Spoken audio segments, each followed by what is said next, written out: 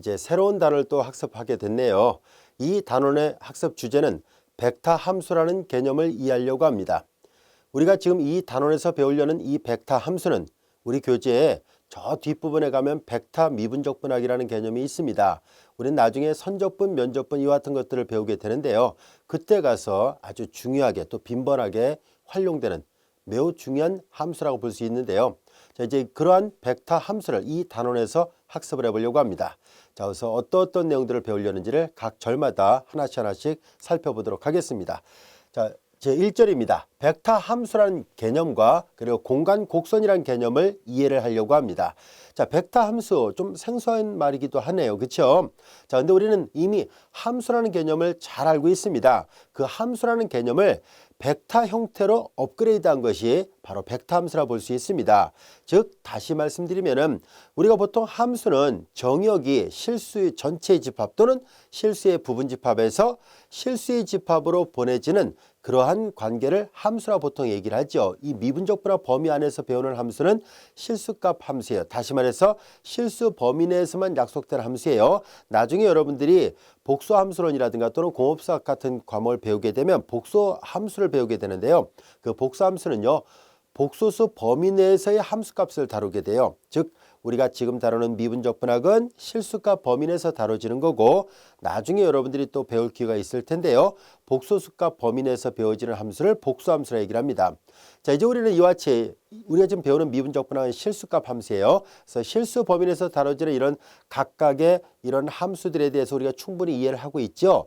자, 이런 함수들을 벡터 형태로, 즉 IJK 결합 이런 형태 또는 순서상 이렇게 이런 형태로 결합해서 표현한 함수를 우리는 벡터 함수라 합니다. 좀 더 정확하게 그 정의를 살펴보도록 하겠습니다.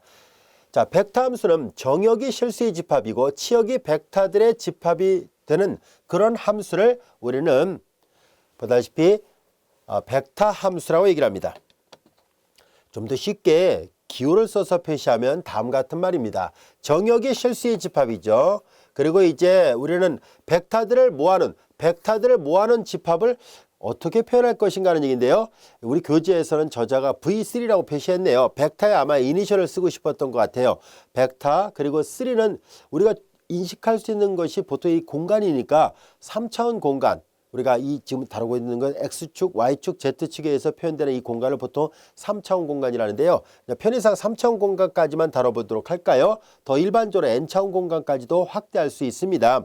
그래서 V3예요. 자, 그래서 이 안에 있는 어떤 적당한 실수를 하나 선택하려고 하는데요. 그 실수 값을 편의상 T로 놔보겠습니다. T로 했을 때 T를 대응시키려고 하는데요. 자, 이제 실수의 집합에서 V3로 대응시키는 이 함수를 뭐라 쓸 것이냐면은 우리 측에서는 볼드체로 써놨어요. 이렇게 볼드체로. 근데 화면상으로 이 볼드체가 잘 안 보일 것 같아가지고 이렇게 선생님이 이제 일부러 머리 위에다 화살표를 표시했어요. 즉 벡터라는 것을 강조하려고 했던 것 뿐이에요. 책에는 화살표를 쓰지 않고 볼드체로 써놨어요. 굵은 글씨체로. 근데 이제 굵은 글씨체로 써보니까 화면상으로는 잘 보이지 않아요. 그래서 이게 흐린 글씨하고 굵은 글씨가 보이지가 않아서 그 생각하다가 그냥 화살표 형태로 표현을 바꿨습니다. 이해 바랍니다. 자, 이제 이렇게 볼드체 형태로 표시가 되어 있는 것을 이제 벡터 함수라는데요. 이 벡터 함수는 여기 이제 T를 넣어야지 되는 거니까 여기는 R만 써야 되겠네요. 자, 이런 R이에요. 여기서 말하는 R 벡터 모양으로 되어 있는 이런 걸 말하는 거예요. 자, 이제 얘를 어떻게 약속할까 하고 봤더니 이 RT를 나타내는 거예요. RT는 뭘까 하고 봤더니 이 RT는 이게 지금 공간상에 있는 V3라는 얘기거든요. 공간상에 있는 함수들을 벡터로 결합한 것을 말합니다. 자, 그래서 우리는 제1성분은 여기 나와 있는 것처럼 F, 제2성분은 G, 제3성분은 H라 표시를 해보겠습니다. 그래서 제1성분은 F, 제1성분은 F로, 그리고 여기 T에 의해서 온 상이니까 FT, 제2성분은 G, 제3성분은 H라 표시했을 때 FGH에 의해서 표현되는 순서성으로 만들었으니까 벡터 형태잖아요. 요 각각의 하나하나는 여러분들이 지금까지 배웠던 미분적분학 지금까지 학습하면서 배웠던 실수값 함수들을 나타냅니다. 그들이 이렇게 순서성 형태로 결합되는 형태를 우리는 이제 벡터 함수라 얘기를 할 겁니다. V3는 이렇게 성분이 3개인 거고 V에는 성분이 N개인 거를 나타내려고 할 때 사용할 겁니다. 그래서 요 안에 다시 들어가게 되는 이런 함수를 우리는 벡터 함수라고 말을 하도록 하겠습니다. 물론 이렇게 순서상으로 표시된 건 여러분들이 IJK의 결합으로도 표현할 수 있다고 해서 이미 배웠었으니까 FI 벡터 플러스 G, J 벡터 플러스 H, K 벡터 이런 식으로도 표현할 수 있습니다. 뭐 같은 말이니까 둘 중에 하나만 사용하도록 하겠습니다. 자, 그래서 아니면 이제 혼용해서 쓰든지요. 이렇게 하도록 할게요. 자, 이제 벡터 함수란 말 뜻 이해됐죠? 어렵지 않습니다. 각각의 성분이 스칼라 함수로 되어 있는 이건 스칼라 함수랍니다. 이 각각은 이제 스칼라 함수라고 얘기를 하고요. 스칼라 함수라 할 것이고 그리고 이제 이 함수를 우리는 이제 얘를 벡터 함수라 얘기를 합니다. 자, 벡터 함수의 수학적 정의는 이와 같이 되어 있습니다. 여기까지 이해됐죠? 자, 이제 우리는 벡터 함수란 말, 결국은 스칼라 함수들의 1차 결합으로 표현된 것을 벡터 함수라 하는구나 라는 것을 알게 됐습니다. 자, 그러면 간단한 예문을 통해서 우리는 이 벡터 함수의 정의역을 한번 알아보려고 하는데요. 벡터 함수의 정의역은 다음과 같이 약속됩니다. 제1성분, 제2성분, 제3성분의 이 각각의 이 스칼라 함수들이 동시에 잘 정의되는 범위를 주어진 벡터 함수의 정의역이라고 얘기를 하겠습니다. 자, 그런 관점에서 이 예문을 하나 풀어보도록 할까요? 자, 이제 RT가 이렇게 주어졌어요. 제1성분, 제2성분, 제3성분이 주어졌을 때 정의역을 구해보시라는 얘기죠. 자, 제1성분이 F, 제2성분이 G, 제3성분이 H예요. 그래서 FT는 T의 3승이고요. 이거는 여러분들이 잘 알다시피 T의 3승은 그래프가 이렇게 그려지니까 전실수 범위에서 잘 정의되어 있습니다. 첫 번째 함수는 전실수 범위에서 잘 정의되어 있고요. 두 번째 함수는 로그로 약속되어 있군요. 로그 3-T로 되어 있는데요. 이렇게 되어 있으면 진수 조건을 만족해야 되죠. 진수가 0보다 커야 되니까 이 조건을 찾아보니까 T가 3보다 작아야 된다는 것을 알게 됐습니다. 그 다음에 이제 H, 제3성분이에요. 제1, 제2, 제3성분의 각각의 독립변수의 범위를 찾아봤고요. 제3성분 HT는 루트 T로 되어 있네요. 여러분들이 잘 알다시피 루트 안에 있는 값은 당연히 0보다 크나 같아야 되니까 여기서는 T가 0보다 크나 같아야 되겠구나 라는 것을 알게 됐습니다. 자, 이제 제1성분, 제2성분, 제3성분을 동시에 다 만족해야 돼요. 그러니까 다시 말해서 그들의 교집합을 구해야 된다는 얘기네요. 자, 우리 여기서 제1성분은 전실수범이니까 뭐 굳이 할 필요도 없네요. 전체 집합이 됐고요. 3보다 작고 그리고 0보다 크나 같고 이렇게 돼 있으니까 결국은 동시에 만족하는 것을 찾아본 결과 0보다 크나 같고 3보다 작다라고 하면 되겠네요. 그래서 이제 확인해 본 결과 예제 1번 이 벡터 함수 RT의 정의역은 T들의 집합이에요. T는 이미 실수값이었는데요. 어떤 조건을 만족해야 되는가 하고 봤더니 여기가 T축이었거든요. T가 취할 수 있는 값의 범위는 0보다 크나 같고 3보다 작아야 됩니다. 라는 것을 알게 됐습니다. 자, 이제 우리는 이렇게 벡터 함수의 정의역을 찾는 거 어렵지 않습니다. 각각의 성분 함수들이 잘 정의되는 동시에 잘 정의되는 그러한 독립변수의 범위가 주어진 이 벡터 함수의 정의역에 해당된다는 것을 알게 됐습니다. 자, 이제 그렇다면 우리는 극한이라는 개념은 또 어떻게 약속할 것인지, 연성은 또한 어떻게 약속할 것인지, 미분 가능성은 어떻게 할 것인지, 또한 적분은 어떻게 정의할 것인지 등등을 순차적으로 학습을 해보려고 하는데요. 미분 가능성과 적분은 이 다음 절에서 학습하기로 하고요. 일단 우리는 이 절에서는 극한이라는 개념 그리고 연속이라는 개념을 순차적으로 약속을 해보려고 합니다. 자, 그래서 우리는 다음 같은 극한을 약속하려고 하는데요. 이게 정의예요. 이 극한에 대한 정의는 지극히 쉬운 정의입니다. 이해하기 쉬운 정의예요. 뭐냐면은 자, 여기 보다시피 이 벡터 함수는 이렇게 각각의 성분들이 스칼라로 주어지는 스칼라 함수들의 결합이거든요. 따라서 우리는 이 RT에서 이 벡터 함수가 T가 특정한 값에 가까워질 때 극한이 존재하기 위해서는 이 각각의 같은 T를 써놨으니까 이 각각의 성분 함수들의 극한이 존재할 때만 그때서야 비로소 좌변의 벡터 함수의 극한이 존재한다 라고 약속을 할 겁니다. 즉 무슨 말이냐면 기호 표기로 본다면 다음 같은 말입니다. 리미트 T가 A로 갈 때 FT의 극한이 존재해야 돼요. 자, 이 극한이 얼마인지 몰라도 알파라 써보겠습니다. 또한 리미트 T가 A로 갈 때 두 번째 제2성분의 극한 값이 역시 존재해야 돼요. 그 값이 얼마인지 몰라도 베타로 놔보겠습니다. 그리고 제3성분의 극한 역시 얼마인지 몰라도 그것을 감마라 놓겠습니다. 자, 이렇게 약속을 한 거예요. 그냥 극한이 다 존재한다고 가정했을 때입니다. 요거 1대 한해서 1대 그때서야 비로소 리미트 t가 a로 갈 때 벡터 함수 rt의 극한이 존재한다라고 약속을 하겠습니다. 이 극한이 존재하고 라고 정의를 합니다. 그리고 그때의 극한이 얼마였을까 하는 얘기인데요. 바로 그때의 극한은 알파, 베타, 감마라고 약속합니다. 그 극한은 알파, 베타, 감마이다. 이렇게 씁시다. 자, 이것이 정의예요. 즉 다시 말해서 벡터 함수의 극한이 존재할 필요 충분 조건은 각각의 스칼라 함수, 즉 성분 함수들의 극한이 존재할 때 그때서야 비로소 벡터 함수의 극한이 존재한다라고 약속을 하고요. 그리고 그때 그 극한값을 구하는 것은 각각의 성분 함수의 극한값들을 순서상 또는 이렇게 IJK 결합으로 표시하면 충분합니다. 자, 다시 한번 볼게요. 벡터 함수가 주어져 있을 때 각각의 성분함수의 극한이 존재한다면 얘가 알파고 얘가 베타고 얘가 감마라면은 그러면 이 벡터 함수의 극한은 바로 이렇게 알파, 베타, 감마로 약속됩니다 라는 뜻이에요. 이해됐죠? 자, 그러면 극한이 정의됐으니까 우리는 함수를 배울 때 극한을 정의하고 난 다음에 바로 이제 연속을 얘기하잖아요. 마찬가지입니다. 벡터 함수가 한 점 A에서 연속이 될 필요 충분 조건은 무엇일까 하는 얘기인데요. 여러분도 쉽게 미루어 짐작할 수 있겠죠? 이 극한의 정의를 잘 보니까 그러면 연속도 이렇게 하면 되겠네 라는 것을 알 수 있을 텐데요. 네, 맞습니다. 그렇게 하면 돼요. 자, 우리는 F라는 함수가 T = A에서 연속이고 G라는 함수가 T = A에서 연속이고 H라는 함수가 T = A에서 연속일 경우에 한해서 그때서야 비로소 벡터 함수 R도 T = A에서 연속이다 라고 정의를 합니다. 자, 연속의 정의, 극한의 정의 다 같이 이해하기 쉬운 정의예요.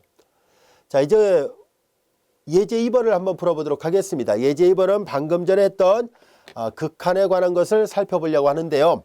자, 앞서 얘기했던 것처럼 각각의 성분함수의 극한이 존재한다면은 그러면 벡터 함수의 극한 구하는 건 쉽다라고 얘기를 했었죠. 한번 구해보도록 할까요? 이 벡터 함수의 극한을 구하기 위해서는 각각의 성분함수의 극한이 필요합니다. 자, 각각의 성분함수의 극한 구해보도록 하죠. 리미트 t가 0으로 갈 때 제일 성분 1 플러스 t의 3승의 극한 구해보니까 0입니다. 그 다음에 제2 성분 역시 마찬가지로 계산해 볼까요? 리미트 t가 0으로 갈 때 제2 성분 t 2의 마이너스 t승인데요. 자, 2의 0승이 1이 되지만 t가 0으로 가니까 얘도 극한이 0이겠군요. 그리고 이제 제3 성분 t가 0으로 갈 때 t분의 sin t예요. 근데 이거는 여러분들이 잘 알다시피 우리가 앞에서 배웠던 로피탈 정리 쓰는 문제잖아요. 로피탈 정리 쓰니까 이거 1이라는 것을 알게 됐습니다.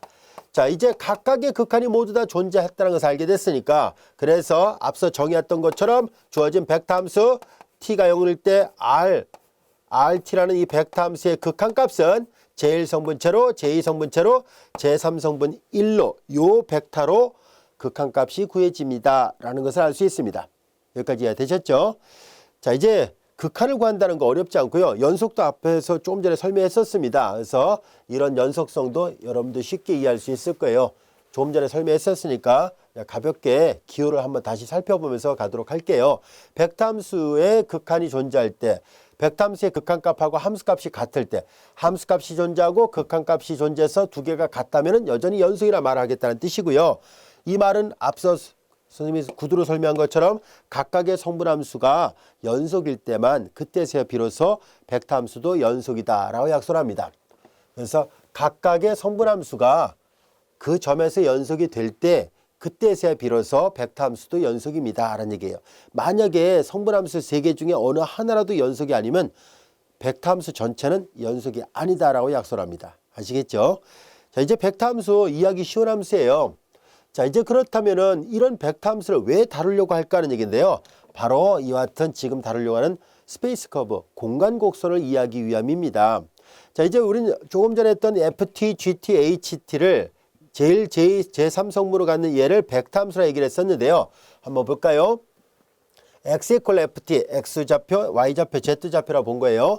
x = ft, y = gt, z = ht를 만족하는 이 방정식 관계를 만족하는 공간상의 모든 점들을 모아놓은 집합을 우리는 그냥 공간 곡선이라 얘기를 할 겁니다. 자, 그리고 이제 여기서 t는 매개 역할하고 있기 때문에 매개 변수라 얘기를 할 것이고요. 또는 앞에서 말했던 것처럼 얘네들은 우리 앞 단원에서도 얘기했었죠. 매개 변수 방정식이라 얘기를 하기도 해요. 근데 이제 우리는 스페이스 커브란 말, 공간 곡선이란 말이 훨씬 더 이해하기 쉬워서 주로 이제 공간 곡선이란 말을 많이 사용하려고 합니다. 자, 이제 우리는 이와 같이 우리는 벡터 함수를 잘 관찰해 보면 공간 곡선을 이해하는데 아주 효과적이다라는 것을 말하려고 해요. 다음 같은 그림을 한번 살펴보도록 하겠습니다. 이 그림을 잘 관찰해 보면 자, 공간상에서 보다시피 곡선의 궤적이 움직임이 있어요. 자, 이제 t의 변화에 따라서 매개 변수 t의 변화에 따라서 공간을 움직이는 물체가 이렇게 변화하고 있다고 가정하겠습니다. 자, 이제 임의의 점에서 그 점에서의 위치를 x좌표가 ft, y좌표가 gt, z좌표가 ht로 표시가 되어 있을 때 우리는 얘네들을 각각을 성분으로 갖는 벡터 함수예요. 잘 보세요. 종점의 좌표, 여기 시점은 원점이고 종점은 이렇게 되어 있으니까 이런 벡터를 우리가 위치 벡터라 얘기를 하죠. 이런 벡터를 우리는 앞에서 얘기했었습니다. 포지션 벡터라 얘기를 했었습니다. 결과적으로 포지션 벡터, 위치 벡터는요, 종점의 좌표로서 벡터의 성분을 삼는다라고 얘기를 했었으니까 결국 말을 바꾸면 기하학적인 관찰해서 본다면은 벡터 함수란 얘기는 곧 뭐예요? 어떤 움직이는 물체의 궤적이 있을 때 원점에서부터 그 곡선까지를 연결한 이 벡터의 개념으로 이해하고 있다는 것을 알 수 있습니다. 자, 그래서 이 RT는 결과적으로 이런 벡터의 움직임을, 이 곡선의 움직임을 벡터 형태로 표현을 하려고 했었구나라는 것을 알게 됐습니다. 여기까지 됐죠? 만약에 T가 A였을 때 여기쯤에 있었다면 얘를 시점, 또 t가 b일 때 t가 만약에 편의상 a에서부터 b까지 움직인다 가정을 해볼게요. t가 a였을 때 여기 있고 t가 b였을 때 여기 있을 때 이렇게 제한된 범위 내에서 움직이는 물체의 궤적의 변화를 보려고 했던 것뿐입니다. 그래서 이런 벡터 함수를 이용해서 움직이는 물체 또는 공간 곡선을 표현할 때 아주 효과적이겠구나라는 것을 알게 됐어요. 그래서 이와 같이 우리는 벡터 함수를 이용해서 공간 곡선을 이해를 해보려고 합니다. 자, 벡터 함수를 다룬 이유 이해가 되겠죠? 자, 이제 우리는 이렇게 공간 곡선을 벡터 형태로 표현할 수 있다라는 것을 알게 됐었는데요. 이제 그렇다면 간단한 예문을 통해서 우리 공간 곡선을 좀 더 이해를 해보려고 합니다. RT가 이렇게 표시가 되어 있을 때 이 곡선이 어떤 곡선인지를 우리가 한번 알아봅시다 하는 얘기예요. 자, 요것이 제1성분, 요것이 제2성분, 얘가 제3성분이죠. 자, 이제 x는 이퀄 ft, 1 플러스 t라 놓겠습니다. y는 이퀄 gt, 그리고 2 플러스 5t, 그리고 z는 이퀄 ht, 마이너스 1 플러스 6t 이렇게 놓을 수 있는데요. 자, 여기 잘 보면 우리는 앞 단원에서 공부했던 공간상의 직선의 방정식에 대한 매개변수 표현 방법이라는 것을 알 수 있네요. x도 t로, y도 t로, z도 t로 표시되어 있으니까 자, 우리가 대칭 방정식을 한번 바꿔볼까요? 그럼 x-1, 이제 t는 2를 넘기고 1을 나누면 되잖아요. 여기서 t는 2를 넘기고 5로 나누면 되니까 y-5가 될 것이고, 자, 얘를 넘기면 z 플러스 1이 될 것이고, 6으로 나눴으니까 이렇게 돼요. 자, 결과적으로 얘는 직선의 대칭 방정식, 얘는 직선의 매개 방정식 표현이고요. 잘 보면 알 수 있듯이 이 공간 곡선은 어떤 곡선인가 하고 봤더니 1, 2, 마이너스 1을 지나면서 직선의 방향 벡터의 성분은 1, 5, 6으로 주어지는 그런 공간상의 직선이었구나라는 것을 알게 됐습니다. 즉 그림을 그려본다면은 점의 좌표가 x좌표 1, y좌표 2, z좌표 마이너스 1, 요 정도 있다라 볼게요. 1, 2, 마이너스 1. 그리고 방향 벡터의 성분 x가 1, y가 5, z가 6이니까 대략 이런 식으로 그려볼까요? 그림의 방향은 그냥 하나 그려보도록 하겠습니다. 대략 이런 식으로. 입체적으로 그린 거니까 평면에다 그리기 좀 뭐하지만 아무튼 이런 식으로 우리가 그림을 그릴 수 있었습니다는 얘기예요. 이렇게 그릴 수도 있겠죠. 그러니까 보는 시각에 따라서는.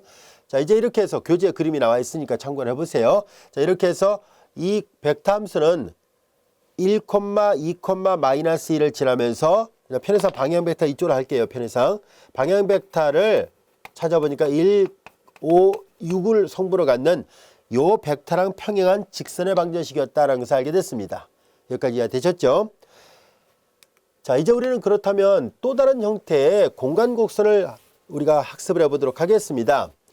자, 예제 4번은 앞으로 자주 다루게 될 것이니까 여러분들 별 표시해놓고 잘 익혀두세요. 자, 이 예제 4번은 뒤에 가서도 다시 얘기를 하겠습니다만 이 곡선을 우리는 원나선이라 얘기를 할 거예요. 원나선. 헬릭스란 말을 우리말로 번역해서 원나선이라 얘기를 할 텐데요. 자, 원나선 그래프는 뒤에 가서 벡터 미분적분을 공부할 때 자주 나타납니다. 잘 알아두세요. 자, 이 공간 곡선이 IJK 결합으로 표시되어 있네요. 얘가 X, 얘가 Y, 얘가 Z예요. 그래서 다시 한번 보면은 X는 이퀄 코사인 T가 되어 있고요. Y는 이퀄 사인 T가 되어 있고 Z는 이퀄 T로 되어 있습니다. 자, 여기에서 T는 특별하게 범위가 제한이 되어 있지 않으니까 그냥 모든 실수라 얘기를 해볼게요. 그러면 여기에서 X하고 Y만 놓고 볼까요? 우리는 매개 변수를 소거시켜 보려고 합니다. 매개 변수를 소거시키니까 X의 제곱 더하기 Y의 제곱은 코사인 제곱 더하기 사인 제곱이니까 1이 되죠? 이것은 뭘 나타내겠어요? 중심은 원점이 있고 반지름이 1이 되는 원을 나타낸다는 것을 알 수 있는데 Z좌표가 있는 걸로 봐서 공간 공면이라는 것을 알 수 있습니다. 그런데 우리는 앞절에서 우리가 뭘 배웠었냐면 이것은 Z축을 중심축으로 하는 수직 원기둥이라는 것을 배운 적이 있었죠. 따라서 수직 원기둥 형태를 나타내겠구나 라는 것을 알 수 있는데요. 원기둥 전체는 아닙니다. 대략 매개 변수를 소거시켜 보니까 중심축은 Z축상에 있고 그리고 반지름이 1이 되는 수직 원기둥의 표면상에 있는 어떤 점들의 집합이에요. 그런데 그 점이 뭘까 하고 봤더니 위에서 보면 원으로 보여야 되고 옆에서 바라보면 Z좌표, 자, T가 만약에 0부터 1, 2, 3, 4 이렇게 증가한다면 하나하나 확인해 보세요. T가 0이면 X좌표 1이고 Y좌표 0이고 Z좌표 0이죠. 1, 0, 0 여기쯤에 있겠네요. 그리고 T가 계속 증가하면 할수록 그 X좌표, Y좌표, Z좌표를 하나하나 다 표시할 수 있어요. 예를 들어서 라디안 값을 집어넣겠습니다. T가 2분의 파이 라디안이라고 가정한다면 코사인 2분의 파이 0, 사인 2분의 파이 1, 여기 2분의 파이니까 0,1, 2분의 파이, 0,1, 2분의 파이 요 정도 있다라 보면 되겠네요. 처음에는 이제 여기 T가 0일 때는 여기 있어요. T가 0일 때 요점의 좌표는 1,0,0이었고 얘는 T가 2분의 파이에 대한이었을 때 여기 와 있어요. 이런 식으로 계속 하다 보면요. 이렇게 그려집니다. 그래서 원기둥을 감아 올라가는 이런 계속 그리면 이렇게 돼요. 물론 밑으로도 계속 이렇게 내려갑니다. T의 범위가 따로 없었으니까요. 그래서 세워져 있는 수직 원기둥을 감아 올라가는 나선형 모양의 곡선이에요. 그래서 원기둥을 감아 올라가는 나선형 곡선이라는 뜻에서 원나선이라고 얘기를 합니다. 만약에 여기 코사인 앞의 개수와 사인 앞의 개수가 달랐다면 타원이 되거든요. 그때는 타원나선이라고 얘기를 합니다. 이해됐죠? 자, 그래서 좀 더 정확한 그래프는 우리 교재에 있습니다. 다음 같은 그래프를 보면 이해할 수 있어요. 이것을 우리는 원기둥을 감아 올라가는 곡선 형태로 되어 있죠. 그래서 원나선이라고 얘기를 합니다.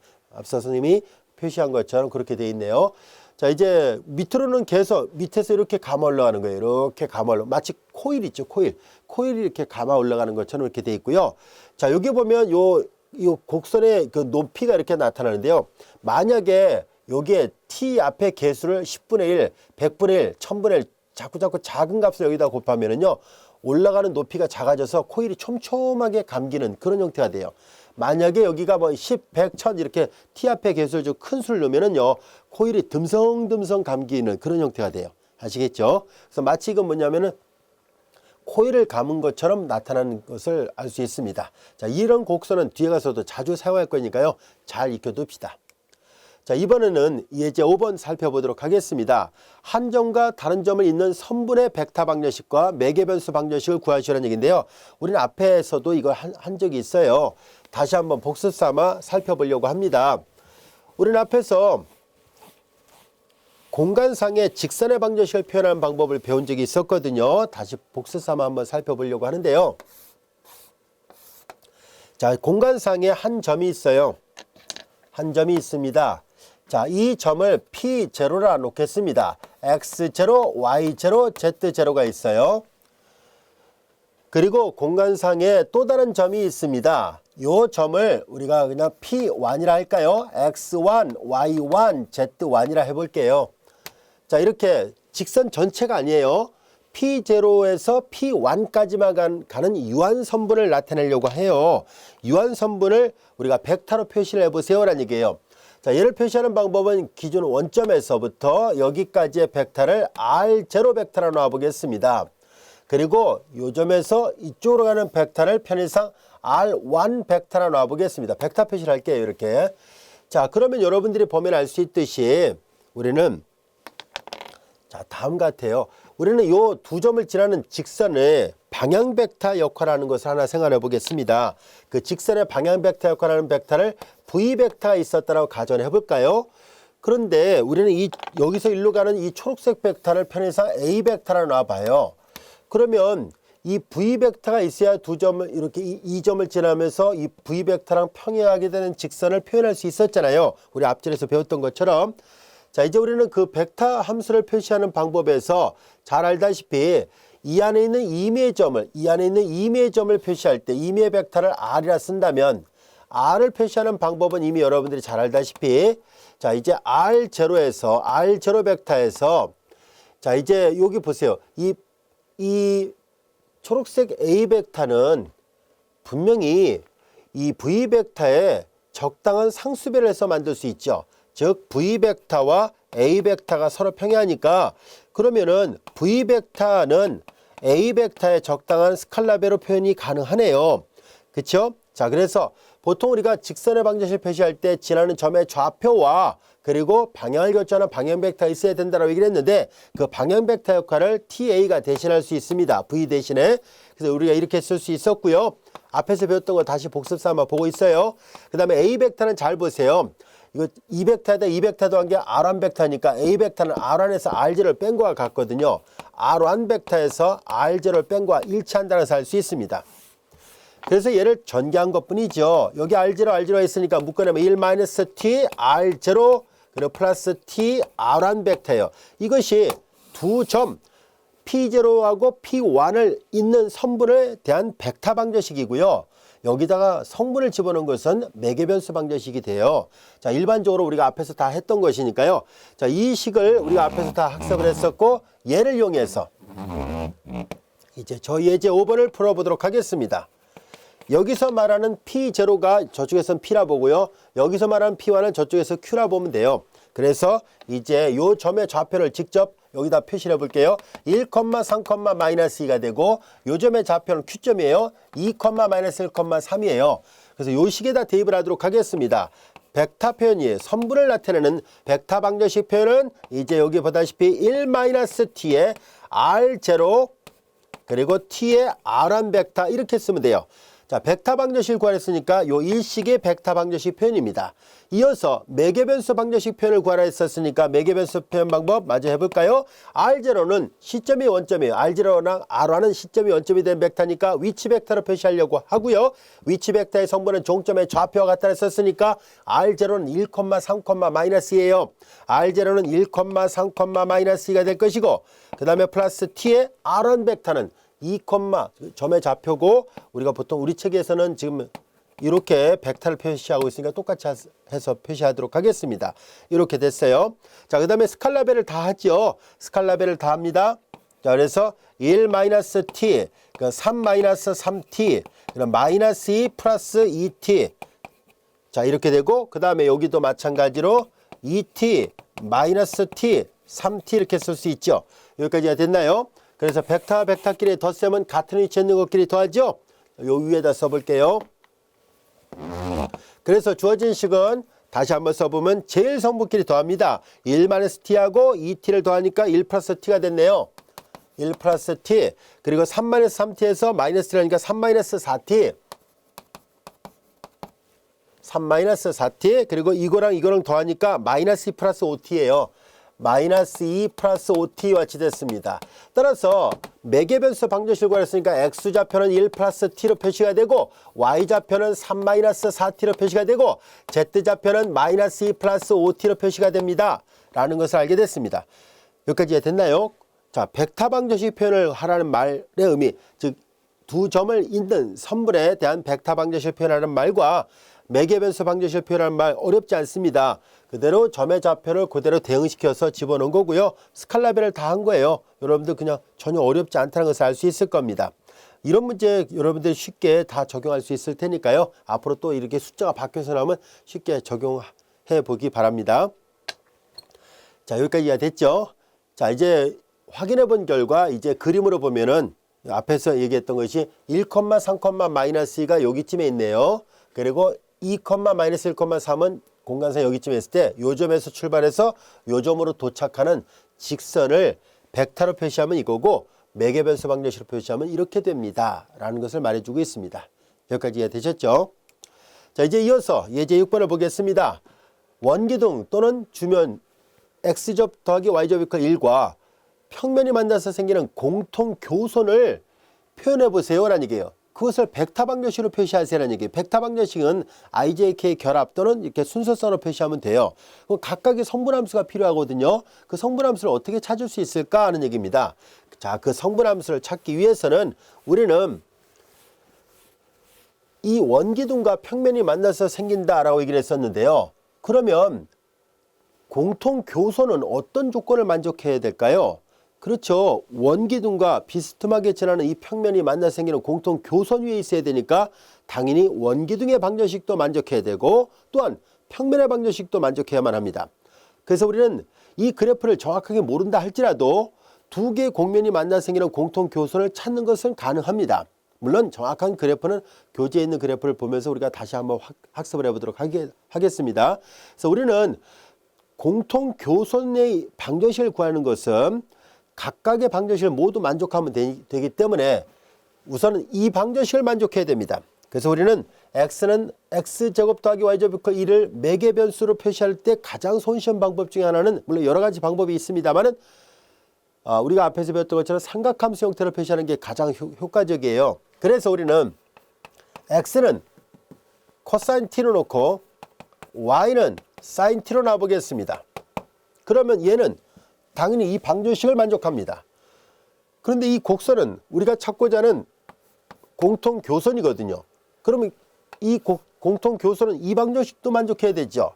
자, 이제 그래서 이것이라 하면 우리는 이제 공간상에 있으면 x, y, z가 다 필요하다라고 얘기를 했었으니까 z 값이 필요합니다. 자, 이제 z를 구하려고 하죠. z는 얘를 넘깁니다. 2-y로 표시할 수 있겠군요. 2-y예요. y는 앞서 얘기했던 것처럼 이렇게 놓을 수 있었으니까 2-sin t 이렇게 놓으면 충분하겠구나 하는 것을 알게 됐습니다.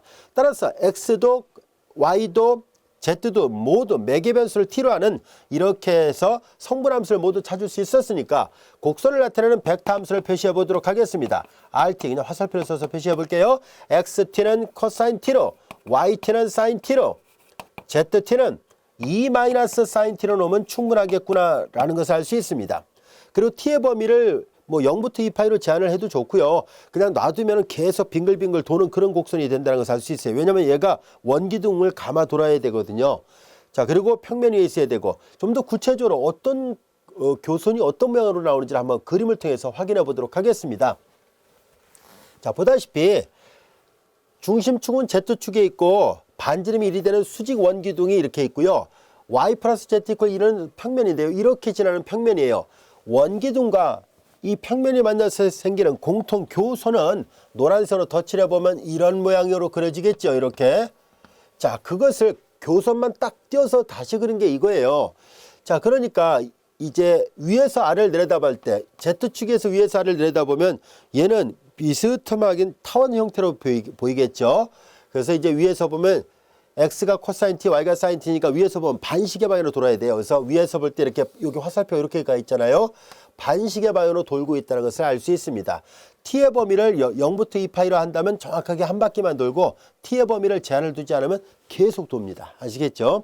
자, 이렇게 해서 공통 교선을 벡터 방정식이나 또는 매개 방정식 형태로 표시하는 것도 전혀 어려움이 없다는 것을 알게 됐습니다.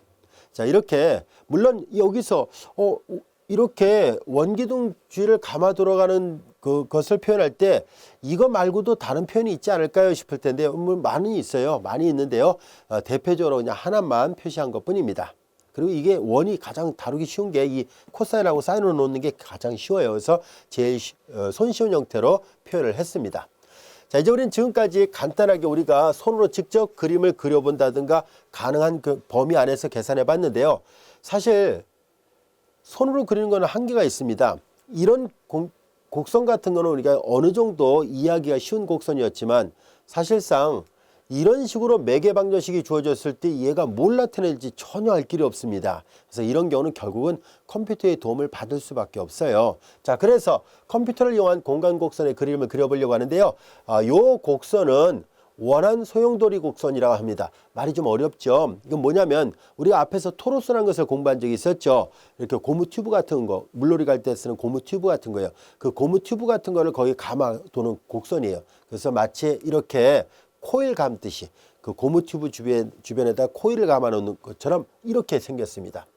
자, 이제 이렇게 코일을 토로스에다가 감았다고 생각하면 돼요. 토로스는 지금 보이지 않고요. 자, 그게 바로 이렇게 매개 변수로 표시가 됩니다. 좀 복잡하긴 하죠.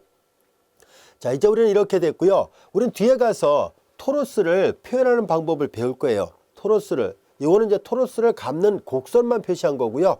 뒤에 가서 우리가 저 뒤에 가서 곡면을 매개 변수로 표현할 때 토로스를 매개 변수로 표시하는 방법을 뒤에 벡터 미분적 분학 파트를 공부할 때 학습을 하도록 하고요. 지금은 그냥 이런 형태로 돼 있을 때 바로 토로스 주변에 이렇게 코일을 감는 형태처럼 나타났다라고 이해하면 돼요. 자, 그리고 또 다른 곡선 한번 살펴볼까요? 세입 무늬 매듭. 이거는 진짜 어려운 곡선입니다. 사실 앞에서 했던 거랑 비슷한 모양으로 되어 있습니다만 전혀 다른 그래프가 그려지는데요. 얘를 그려보니까 컴퓨터 그래프로 그려봤을 때 이런 모양의 그래프가 돼요. 전혀 상상을 못하는 형태의 그래프인데요. 결과적으로 이런 복잡한 곡선을 우리가 컴퓨터의 도움을 받아서 그릴 수밖에 없습니다. 그래서 우리가 선생님이 수업 시간에도 몇 번 설명해 줬던 그 울프레임알파.com 사이트 같은 데 가서 그래프를 그리는 것도 자꾸 해보기 바라고요. 혹시 여러분들이 개인적으로 갖고 있는 좋은 수학 프로그램이 있다면 그런 프로그램을 통해서 같이 병행하면서 그려보면서 수학 공부를 하면 많은 도움을 받을 수 있을 겁니다. 자, 이제 우리는 예제 7번 형태의 그림을 한번 살펴보려고 하는데요. 자, 요거 보면은 아주 단순하게 생겼거든요. t의 제곱, t의 3수 이렇게 되어 있는데 요 곡선을, 이 공간 곡선을 우리가 비틀린 3차 곡선이라 얘기를 합니다. 이 그래프를 그려보시라는 얘기인데요. 사실 이 그래프 조금 복잡합니다. 그래서 우리가 손으로 그리긴 어려우니까 컴퓨터 그래픽을 이용해서 한번 확인해 보도록 할게요. 그리고 왜 비틀린 3차 곡선이라 말을 하는지를 알아보도록 하겠습니다. 자, 우선 이 그래프를 t의 범위를 일정 범위 내에서 하나하나 해보니까 x좌표 t, y좌표 t의 제곱, z좌표 t의 3승이에요. t가 0일 때는 원점, t가 1일 때는 111 이런 식이에요. 자, 그래서 그들을 다 그래프를 그려보니까 t가 음수일 때부터 해보니까 여기서 이렇게 점이 찍히다가 t가 0이면 여기 있고요. t가 1이면 111에가 있고 t가 2면 좀 더 많이 가 있어요. 근데 이게 뭘까 하고 봤더니 이렇게만 놓고 본다면 이 곡선이 이 평면에 있는 곡선인지 아니면 공간상의 곡선인지 잘 와닿지 않죠. 물론 세 번째 제3성분까지 있으니까 공간 곡선이면 틀림이 없는데요. 막상 이렇게만 그려놓으면 이게 어떤 곡선인지가 시각적으로 잘 와닿지 않습니다. 그래서 이렇게 보통 박스형 그래프를 많이 그려요. 그래서 이제 매스매티카라든가 이런 걸 보면은 박스형 그래프로서 출력을 나타내 주는데요. 이렇게 박스형 그래프가 그려지면 우리 입체감이 좀 생기잖아요. 그렇죠? 입체 모양이 좀 생기니까 이게 대략 어떤 그래프구나 하는 것을 알 수 있는데요. 보다시피 그래프가 이렇게 휘어져 가고 있다는 것을 알 수 있습니다. 이것만 놓고 보면 평면 곡선인 것처럼 보였는데 얘를 놓고 보면 여기가 이 상자의 높이만큼의 차이가 생겼잖아요. 그렇죠? 요만큼의 높이가 약간 올라가고 있네라는 것을 알 수 있습니다. 좀 더 다른 각도에서 살펴본다면 이렇게 보입니다. 얘를 약간 이쪽에서 바라본 거예요. 이쪽에서 바라보니까 얘가 정말로 이렇게 올라가고 있구나. 이렇게 올라가고 있구나 하는 것을 알 수 있습니다. 이렇게 해서 입체적으로 그래프를 이렇게 돌려보면서 어떤 곡선인지를 알 수 있습니다. 자, 그리고 이제 이런 그래프는 얘를 위에서 볼 때요. 얘를 위에서 볼 때, 옆에서 바라볼 때 등등 보는 각도에 따라서 약간씩 다르게 그려지게 되는데요. 얘는 뭐냐면 위에서 아래를 내려다본 거예요. 상자 위에서 본 겁니다. 이 상자 위에서 보면 얘가 그냥 포물선처럼만 보입니다. 라는 얘기예요. 자, 그리고 이제 얘는 옆에서 바라본 거예요. 옆에서 바라보고 이쪽에서 바라봐야겠네요. X축에서. 왜냐면 여기 Y축에서 바라봐야 되겠군요. Y좌표가 안 보이니까 Y축에서 바라본 거고 얘가 X축에서 바라본 거네요. 그래서 Y하고 Z만 있거든요. 그래서 자, 이제 Y축에서 바라본 게 세 번째 그림이고 X축에서 바라본 게 Y축에서 바라본 게, 선생님이 말을 반대로 했군요. 자, 이제 Y축에서 바라보고 X축에서 바라본 그림들을 다 하나하나 확인하면 이런 식으로 그려졌어요. 이해됐죠? 위에서 바라본 거고, 이거는 Y축에서 바라보고, 이거는 X축에서 바라본 거예요. 그리고 이제 이런 그래프들을 잘 이해하는 데 있어서 더 좋은 방법은 또 뭐가 있을까 하고 봤더니, 우리는 이 그래프는 지금 벡터 함수가 RT가 T의 제곱, T의 3승 이렇게 돼 있죠. 자, 여기가 X좌표고, 여기가 Y좌표고, 여기가 Z좌표예요. 그래서 잘 관찰해 본다면, X는 이퀄 T, Y는 이퀄 T의 제곱이다 보니까, 여기서 매개변수를 소거하면, Y는 T 대신 X를 쓰면 X의 제곱이죠. Y 이퀄 X의 제곱은요, 이것은 뭘 나타내냐면은, Z좌표가 안 보이니까 Z축에서 바라보면 포물선처럼 보이지만, 사실상 Z축에 무관하니까 그 포물선이 수직으로 똑같이 이어지는 그래프라는 것을 말해줍니다.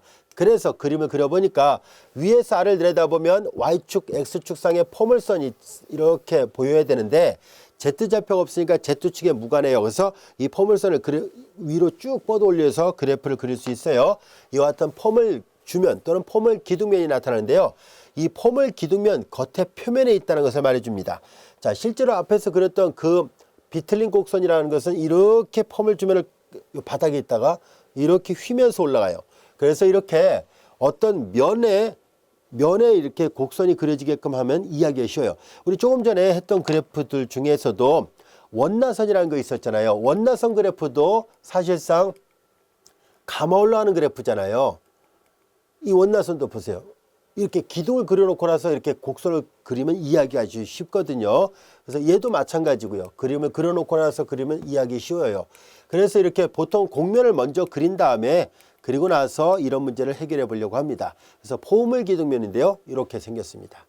자, 그리고 또 한 가지는 요 식에서 다시 또 Z 이퀄 T의 3승이니까 잘 보면 알 수 있듯이 여기다 대입하면 이들을 다 관찰해 보면은 Y는 이퀄 T 대신 X를 집어넣으면 X의 제곱, 그리고 Z는 이퀄 X의 3승인데요. 자, 이 그래프하고 이 그래프를 동시에 다 만족해야 돼요. 그걸 그래프로 그려보니까 이런 모양입니다. 자, 그래서 Y는 이퀄 X의 제곱과 Y는 이퀄 X의 제곱이라는 것은 자, 약간 이쪽에서 바라본 거예요. 이러한 펌을 주면이 있습니다. 아까 그렸던 그림 있죠. 쭉 뻗어 올라가는 거. 그리고 Z 이퀄 X의 3승은 이렇게 이런 식으로 마치 슬라이딩하는 그 미끄럼틀 같은 거 있죠. 이렇게 되어 있습니다. 그래서 세워져 있는 폼을 주면하고 그 다음에 이렇게 미끄럼틀 같이 생긴 거에 공통 교선이에요. 이 교선을 따라서 움직입니다 라는 얘기예요. 저 뒤에 있겠죠. 이렇게 이런 식으로. 그래서 이렇게 우리가 보통 공간 곡선을 이해할 때 이와 같이 입체적인 그래프를 그려보고 나서 공통 교선에다가 그림을 그리면 좀 더 수월하게 이해할 수 있습니다. 그리고 이 비틀린 곡선이라 말했던 이유는 이렇게 휘어져서 올라갑니다. 이해됐죠? 그래서 지금까지 살펴봤던 것들은 이와 같이 우리가 공간상의 곡선 어떻게 표현할 수 있는지를 알아봤습니다. 우리는 이전에서 벡터 함수라는 개념을 배웠었고요. 그리고 공간 곡선을 벡터로 어떻게 표현하는지를 알아봤습니다. 자, 이제 이어서 벡터 함수에 대한 우리가 정의역과 그리고 우리가 극한 그리고 연속성 그리고 그래프를 그리는 방법 등을 배웠었으니까 미분은 어떻게 할 것인가 또한 적분은 어떻게 할 것인가 하는 것들을 다음 절에서 이어서 학습을 해보도록 하겠습니다.